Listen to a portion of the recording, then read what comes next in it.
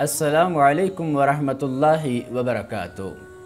مجھے اللہ سے شرم آ رہی ہے۔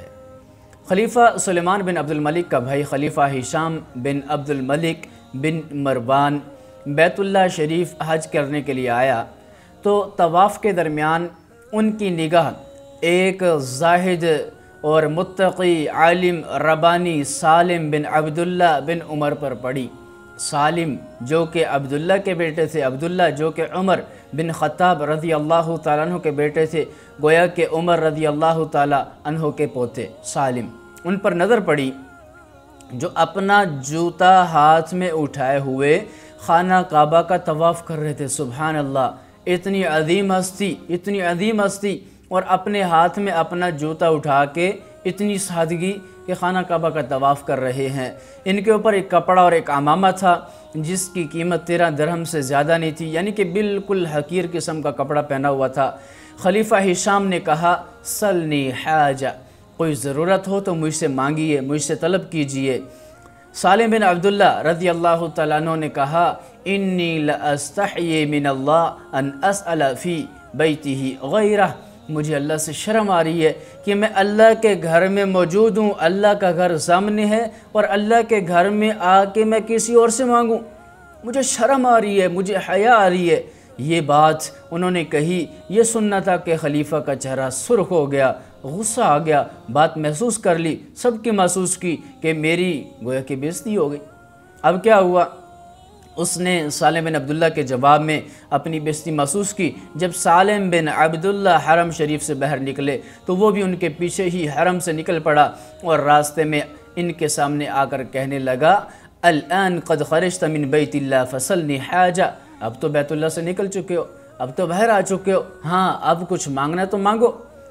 یعنی اپنی اس سابقہ جو معاملہ تھا اس چیز کو دور کرنے کے لیے باہر آ کے دوبارہ یہ بات ان کے سامنے کر دی۔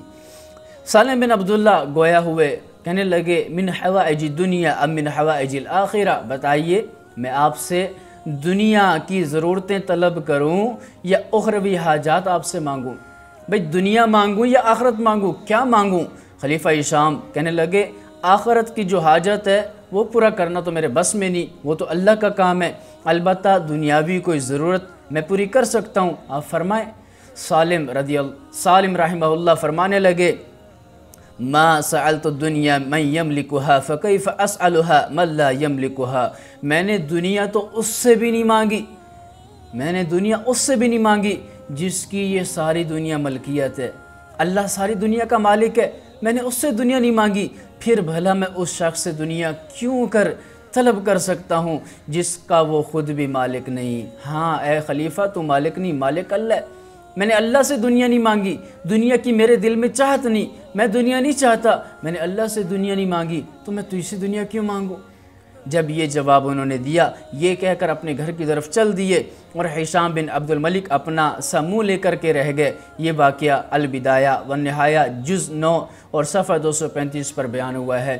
معلوم ہوا کہ ہمارے اسلاف دنیا سے بے رغبتی کرتے تھے اور ان کے دلوں میں دنیا کی چاہت نہیں تھی، اس لیے تو آپ دیکھتے ہیں کہ وہ کامیاب ہو گئے اور ان کے دور میں انصاف تھا۔ اور آج کیا ہے؟ ہر بندہ دنیا کے پیچھے مر مٹ رہا ہے، دنیا کے لیے مر مٹ رہا ہے اور دوسروں کا حصہ بھی کھانے کے لیے بھاگتا ہے، کوشش ہوتی ہے کہ دوسروں کا بھی میں کھا جاؤں۔ اتنی دنیا کی محبت آ گئی، اس لیے ہم ذلیل ہو رہے ہیں، اس لیے ہم تباہ ہو رہے ہیں۔ محترم بھائیو، دنیا سے اتنی محبت کیجئے جتنی آپ کی ضرورت ہے، جس کے بغیر آپ زندہ نہیں رہ سکتے، اور اس سے زیادہ اپنی ضرورت کو ضرورت سمجھیے، اپنی خواہش کو ضرورت مت بنائیے، کیونکہ خواہش وہ چیز ہوتی ہے جس کے بغیر گزارا ہو جائے، ضرورت کے بغیر گزارا نہیں ہوتا، لہذا ضروریات کو ہی پورا کیجئے، خواہشات سے پیچھے ہٹیے تو انشاءاللہ کامیاب ہو جائیں گے۔ اللہ تعالی ہمیں اپنے اسلاف کے نقش قدم پر چلنے کی توفیق عطا فرمائے۔